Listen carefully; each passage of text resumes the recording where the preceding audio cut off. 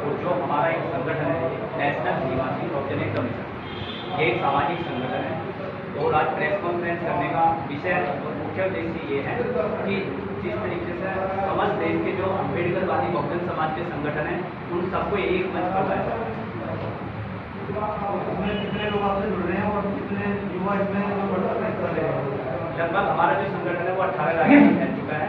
युवा मोर्चा, महिला प्रकोष्ठ और काफ़ी मतलब अलग अलग चीज बन चुके हैं। काफ़ी संगठनों का हमें समर्थन भी मिल चुका है ये मंच पर आने के लिए। आज की प्रेस वार्ता का मुख्य उद्देश्य क्या? आज की प्रेस वार्ता का मुख्य उद्देश्य है कि आने वाले समय में जो 2022 का जो टारगेट आ रहा है, हमारा उद्देश्य है कि सभी संगठन मिलकर सत्ता पाने का कोशिश करें और सत्ता अपनी जो बहुजन समाज पार्टी है उसे मजबूत करने का सभी लोग प्रयास करें, सभी संगठन। दलित परिवारों को न्याय दिलाया। देखो, मैं किसी पर कटाक्ष नहीं करना चाहता, बट सच बोलने में मुझे प्रॉब्लम भी, हम लोगों को प्रॉब्लम नहीं है। सच पूछो तो केवल जो ये भीम आर्मी का जो नाम आया है ये आज़ाद समाज पार्टी है, जो भाजपा भी कहा जाता है। ये केवल बीजेपी का बनाया हुआ एक प्लान है ताकि आने वाले समय में टीएसपी को कमजोर करने के लिए और बहनजी को खत्म करने के लिए ये प्रोडक्ट तैयार किया गया है। आप मैंने मुद्दे से बता रहे हैं, मैंने क्या पूछा कोई नहीं चला। जी जी बताइए। मैंने ये पूछा आपकी बीमार हमारी परिवारों को न्याय दिला सकती है। हमारी नेशनल भीम आर्मी ने कितने दलित परिवारों को नहीं, कितने राज्यों में और कितने परिवार वालों को इंसाफ दिलाया है, उनके लिए आंदोलन भी किए हैं और संविधान के अकॉर्डिंग किसी बच्चे को जेल नहीं जाने दिया। आगे क्या करने चाहिए? आगे की रणनीति ये है कि हमारे संगठन का उद्देश्य है कि पूरे देश में जो हमारे समाज के लोग हैं, बहुजन समाज के बच्चों को शिक्षा की ओर ले जाया जाए, नशे से और गलत कार्यों से बचाया जाए और गांव-गांव में भीम पाठशाला चलवाई जाए। और जिन बहन बेटियों की शादी नहीं हो पाती आर्थिक तंगी की वजह से, उन बेटियों की शादी कराया जाए। और आगे के लिए जो सत्ता के मामले में है तो बहुजन समाज पार्टी को मजबूत करने का हमारा पुरजोर प्रयास रहेगा। कटारिया जी, दीपक सर शुरू करो।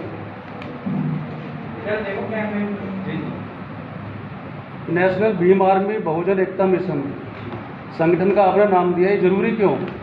देखो, जरूरी नेशनल भीम आर्मी यानी कि बाबा साहब के नाम से ये आर्मी दी गई है।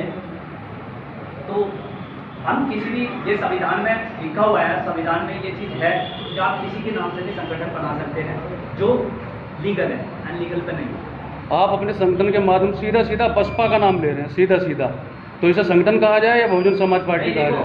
सामाजिक संगठन है हमारा केवल, लेकिन हमारा जो बीएसपी को, देखो हमारा घर है बसपा, पुराना घर है, हम अपने पुराने घर को छोड़ नहीं सकते। और सामाजिक रूप से अगर हर कोई संगठन, चाहे वो हिंदुत्व संगठन हो या बहुजन समाज का संगठन हो, सब अपनी अपनी पार्टी को सपोर्ट करते हैं। ऐसा नहीं, आरएसएस, बजरंग दल, जितने तमाम विंग है वो केवल बीजेपी और कांग्रेस को ही मजबूत करते हैं। जब वे लोग कांग्रेस और बीजेपी को मजबूत कर सकते हैं तो हमारे बहुजन समाज के सभी संगठन, चाहे वो नेशनल भीम आर्मी हो, समता सैनिक दल हो, वामसेन हो, वे क्यों नहीं बहुजन समाज पार्टी को मजबूत कर सकते? बाबा साहब के पोते भी किसी पार्टी से बिलोंग करते हैं जी, उनके साथ क्यों नहीं है आप? देखो, जो संघर्षों की लड़ाई लड़ी है तो उत्तर प्रदेश के ही नहीं पूरे देश में आदरणीय बहन कुमारी मायावती जी ने लड़ी है। और जो माननीय काशीराम और बाबा साहब के मिशन को जो आगे बढ़ाया वो आदरणीय बहन कुमारी मायावती जी ने बढ़ाया।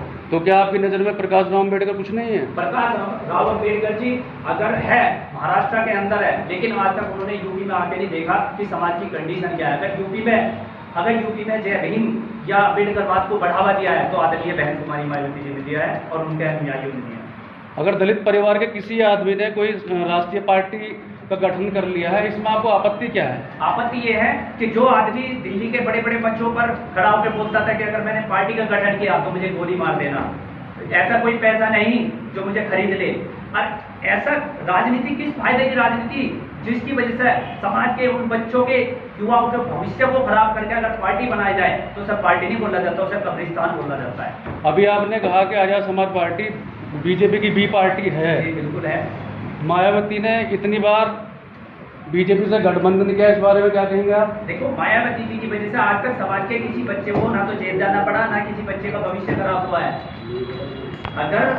लेकिन इस पार्टी के बनने से, इसके बनने से पहले पता है कितने बच्चों का भविष्य खराब हुआ है, 2-4 की मौत भी हुई है और 2 अप्रैल का आंदोलन ले लीजिए। 2 अप्रैल के आंदोलन से इन लोगों को कोई संबंध नहीं था, सिर्फ पब्लिसिटी पाने के लिए इन लोगों ने प्री प्लान बीजेपी के द्वारा ये काम कराया गया था। लेकिन ये बहुजन समाज की ताकत है, बहुजन समाज पार्टी की ताकत है कि 2 अप्रैल में भारत बंद करके अपने अधिकारों का हनन नहीं होने दिया। और मैं एक चीज और बताना चाह रहा हूँ, बर्बरी कर लो आप। सवाल वहाँ बताइए। देखो, आज नेशनल बीमारी बहुजन एकता मिशन में हम अपने बड़े भाई आदरणीय कटारिया जी, हमारा एक सुझाव है आपको। आप अपना संगठन चलाएं और संगठन में आप जोड़ें लोगों को, और जो सामाजिक कार्य हैं उन पर ज़्यादा ध्यान दिया जाए। आप सीधा मेरे हिसाब से आप सीधा या तो नेशनल बीमार भी बहुजन एकता मिशन हटा दो, सीधा बहुजन समाज पार्टी लिख दो। सीधा आपके बयानों में, आपके प्रेस नोट में, ये मेरे हिसाब से, मगर ये मैं रिकॉर्डिंग वगैरह जो कर रहा हूँ वो नहीं करना चाहिए। मैं आपको एक सुझाव दे रहा हूँ। अभी हमारे समाज में युवा हैं जो भटक रहे हैं, उनको आप अपने संगठन से जोड़ें। वो बात की बात है क्या करना, पहले आप अपने संगठन को। एक तरीका है एक तरीका, कहने का तरीका है। इसको हम ये कह सकते हैं, बीमारी जो बनाइए संगठन है तो जोड़ने के लिए, लेकिन हमारे जो समाज है उसे बीजेपी ने तैयार किया।